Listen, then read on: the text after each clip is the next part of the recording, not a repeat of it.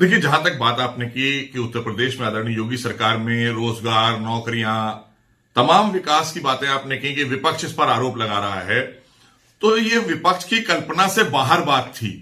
जो 4 वर्षों में आदरणीय योगी जी ने उत्तर प्रदेश में चौमुखी विकास किया है, ये खाली कहने के लिए वर्ड नहीं है कि चौमुखी विकास।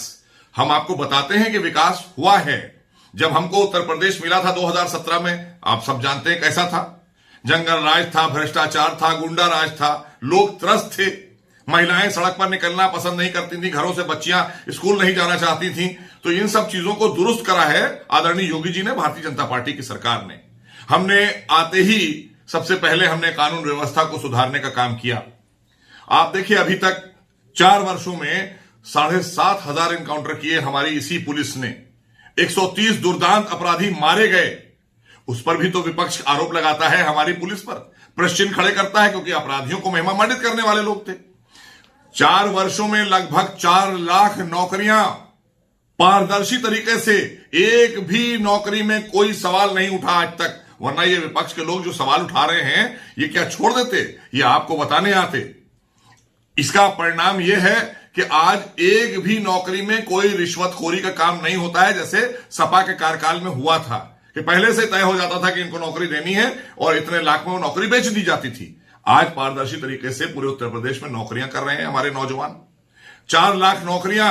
उसके साथ साथ जब हमने इन्वेस्टर समिट किया, जब कानून व्यवस्था अच्छी हुई, तो लोगों का विश्वास बढ़ता गया योगी सरकार पर, और पूरी दुनिया से उद्यमी आए, देश के उद्यमी आए। उन्होंने इन्वेस्टर समिट में लगभग 5 लाख करोड़ के एमओयू साइन किए और 2.5 लाख करोड़ के एमओयू जमीन पर उतरे।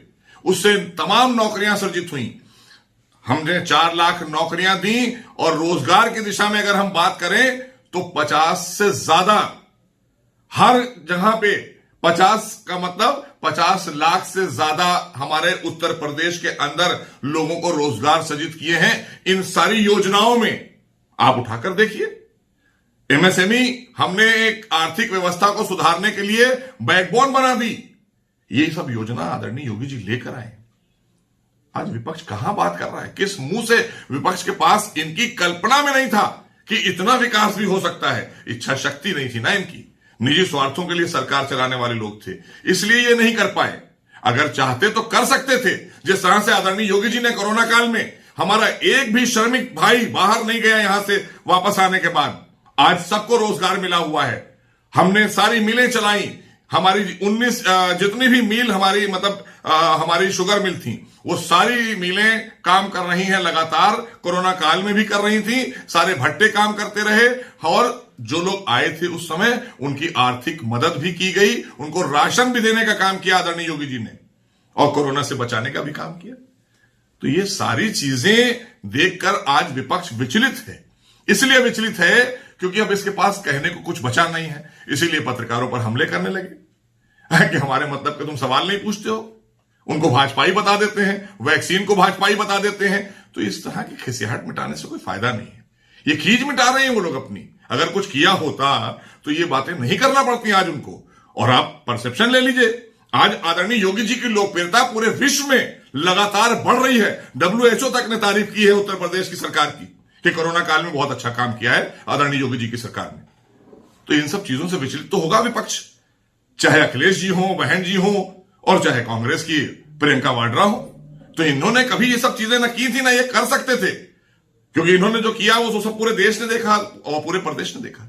और आज 4 वर्षों में जिस तरह के काम आदरणीय योगी जी ने किए हैं, इसी से लोकप्रियता उनकी पूरे विश्व में फैली है। और इसको लेकर ये सब विचलित हैं, क्योंकि अब इनका पतन हो चुका है, ये खत्म हो चुके हैं। इन्हें वापसी ही नहीं करनी है, क्योंकि कोई एजेंडा था नहीं इनके पास में, ना नौजवानों के लिए, ना गरीबों के लिए, ना किसानों के लिए, ना महिलाओं के लिए। हमने तो सारे ही क्षेत्र में काम किया है आदरणीय योगी जी की सरकार ने। तो उसका परिणाम है कि आज उनकी लोकप्रियता से घबराए हुए हैं लोग।